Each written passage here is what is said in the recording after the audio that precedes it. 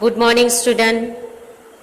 कक्षा 6 का आज हम 8 चैप्टर पढ़ेंगे जिसका नाम है राजा का हिस्सा। तो बच्चों, राजा कैसे होते हैं वो थोड़ा देखो कि हमेशा आदर्श राजा हमेशा अपनी प्रजा की भलाई में लगा रहता है। वो स्वयं भेष बदलकर राज्य में घूमता है और प्रजा जो दुखी होती है उसको जान पाता है।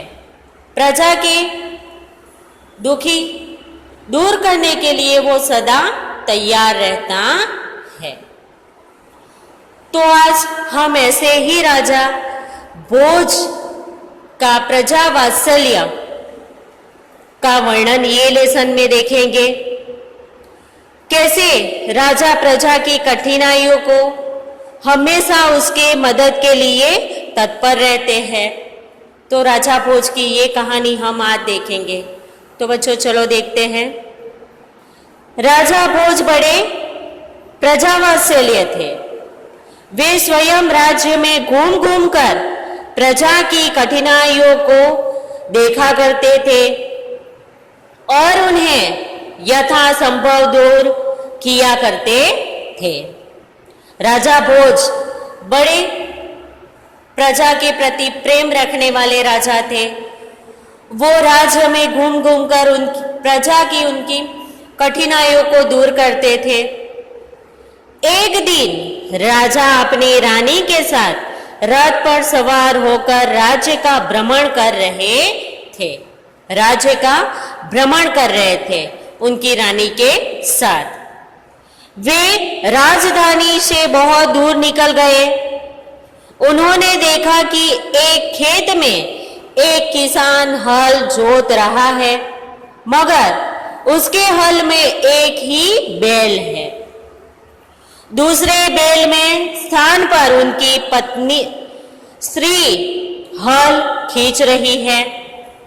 तो यहाँ पे राजा ने देखा कि किसान अपने खेत में हल जोता था और वो हल में एक साइड बैल था और दूसरी साइड उनकी स्त्री।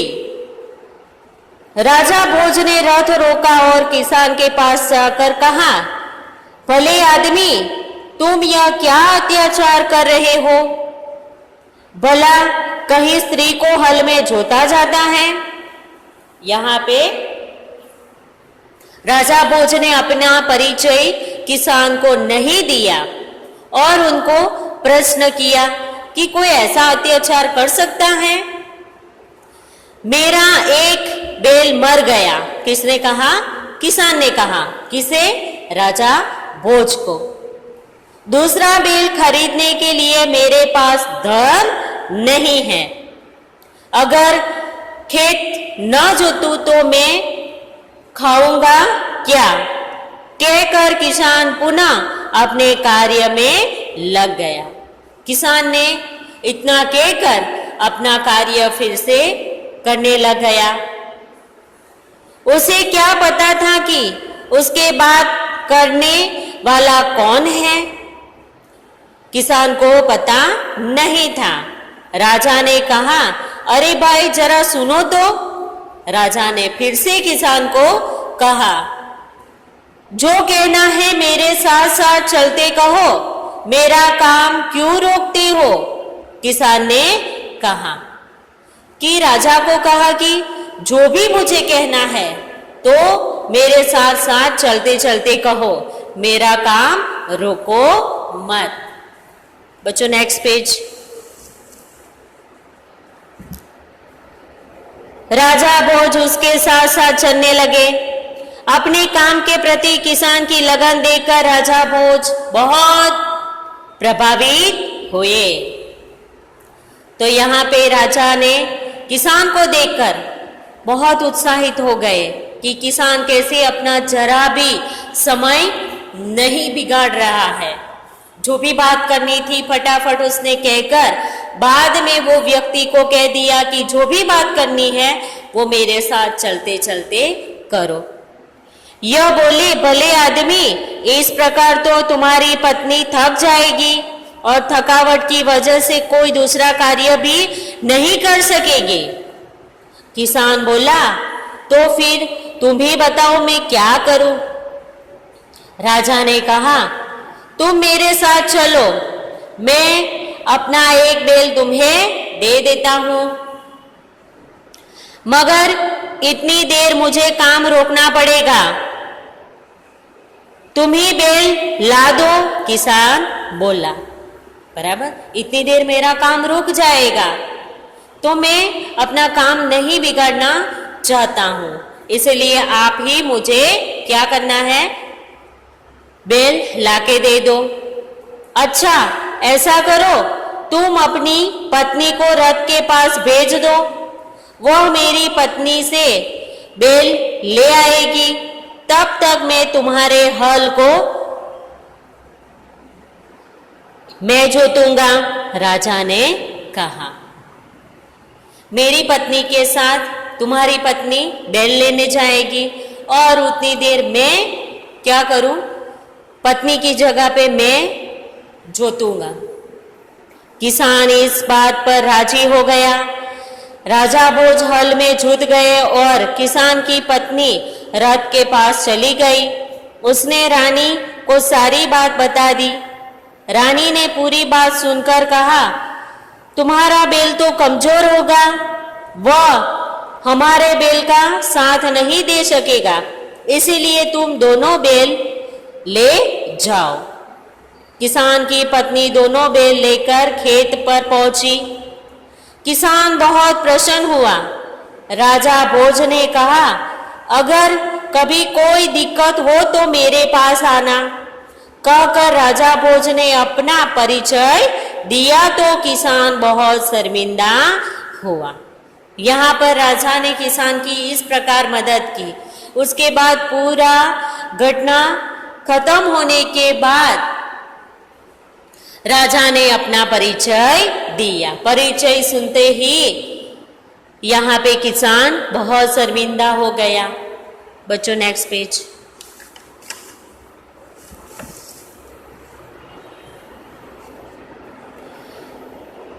उसने राजा से बार बार क्षमा मांगी।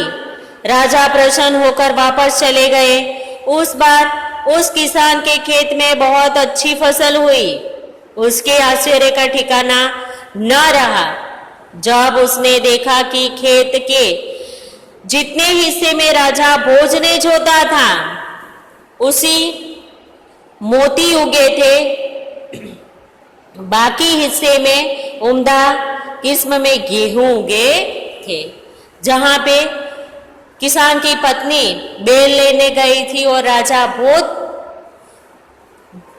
बैल बनकर जोते थे, वहां पे वही हिस्से में क्या उगा था, तो मोती उगे थे, और जो किसान ने जोता था वहां पे गेहूं उगे थे। किसान बहुत प्रसन्न हुआ। किसान ने सारे मोती इकट्ठे और राजा भोज के पास जा पहुंचा। उसने सारे मोती राजा भोज के चरणों में रख दिए और राजा को सारा किस्सा कह सुनाया। मोती चुनकर वो किसान राजा भोज के दरबार में पहुंच गया और वहां पे सारा किस्सा उसको समझाया। राजा ने कहा, ये मोती तुम्हारे खेत में उगे हैं, इन पर तुम्हारा हक है, इन्हें तुम ही अपने अधिकार में रखो। नहीं महाराज, यह आपके परिश्रम का प्रताप है, इसीलिए मैं इन्हें नहीं ले जाऊंगा।